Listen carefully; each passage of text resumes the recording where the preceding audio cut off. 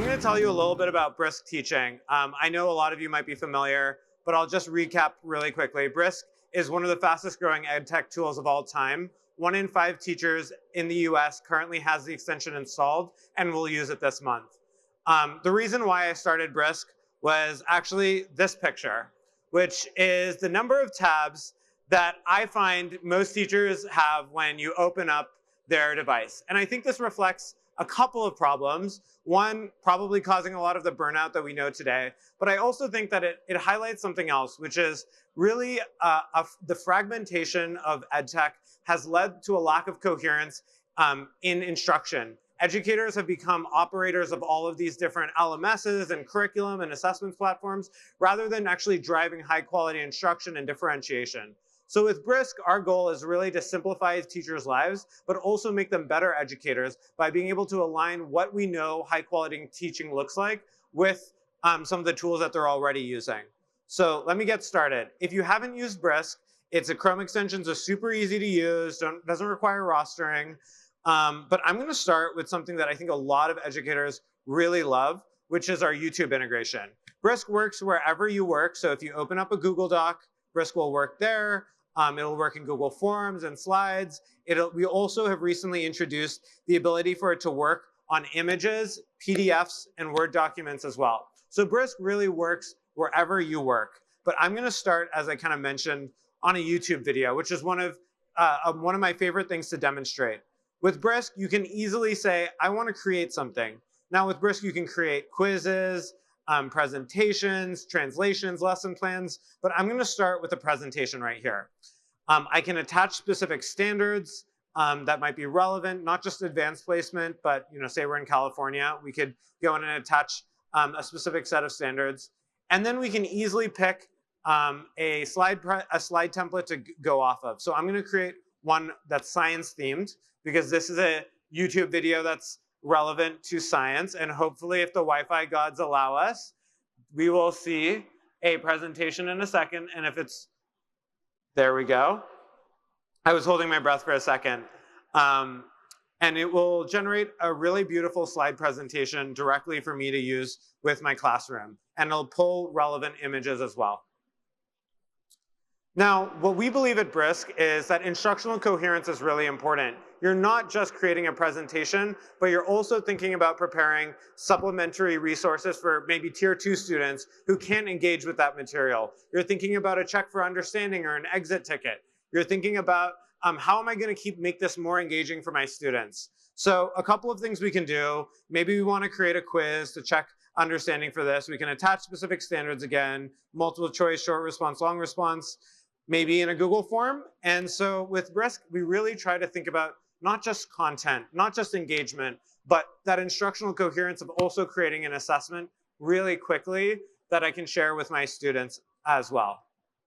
Now, maybe as I described, it's like kind of hard to engage a class.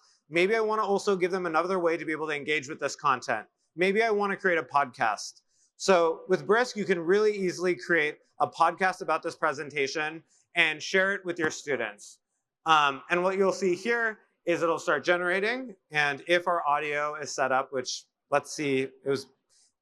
Hey Jamal, today we're talking about something super interesting. What makes something alive? That's right, Maya.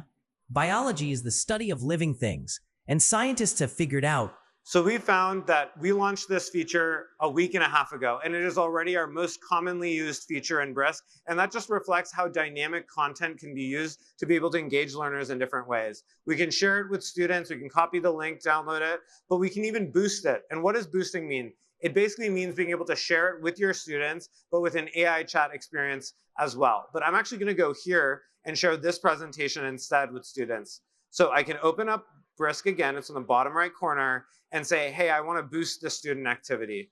I can pick from a tutor, a debate, an inquiry, an assessment, or a writing activity. And a writing activity essentially allows me to assign a copy of this for my students to complete as well. I'm just going to stick to a tutoring activity. And really quickly, we can also share this presentation. We can give students an editable copy or a blank document to go with it. And so what it's going to do is create a custom AI chat experience directly for my students. It'll make it tailored. So what does tailored mean? So we can share it with our students with a QR code or a code as well.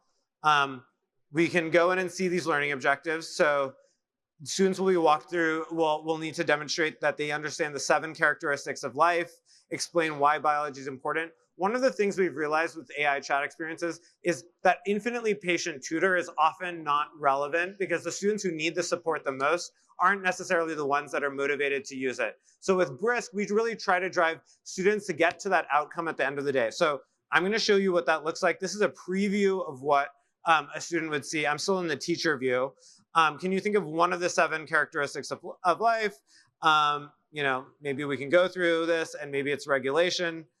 And we can start to answer questions for students and over time demonstrate specific understanding. When we're ready, we share with students and we can see how students are engaging in these activities as well based on lesson objective progress as well.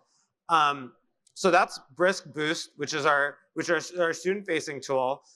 Next, what I'm going to do is show you one other tool that teachers love in Brisk, and then I'm going to show you a couple of new features that we have on our roadmap that we're previewing today, which is super exciting if you're an expert Brisk teacher and already know everything that I showed you so far.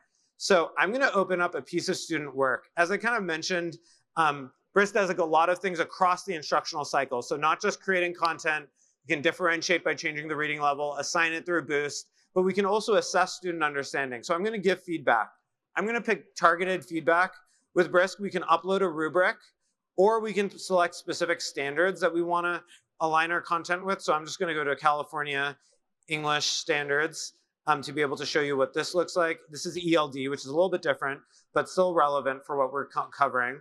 And so we can say, adjust language, potentially do persuasive purpose. And then when I Brisk it, I can also change the reading level or the grade level. This doesn't look like a 4th grade paper. And what it's going to do, which I think is just probably the thing that is the most wowing for most educators, it's going to draft the feedback directly in the Google Doc comments. And this is really, really important. What we found is behavior change is really hard. And so teachers are already used to grading. They're already used to lesson planning. Because Brisk meets teachers where they are, we can help them directly where they're already thinking about. So this is Suvi, not me, because we had a little bit of Wi-Fi issues. But we can look at this feedback. It doesn't just say, you need to change this. It actually uses probing questions, which is what learning science believes is the best way to be able to stimulate metacognition to better understand exactly how a student can improve their writing. Okay, showed you a lot of things. Now I'm going to show you some things that are on our roadmap that we haven't fully launched to our entire user base. So the first thing I'm going to do is I'm going to open up a Google Doc. With Brisk now, if we enter the Create menu, you'll see this Admin Access Customized Brisk Tools, which is our tool for our district administrators and schools to be able to customize the content that comes out of Brisk.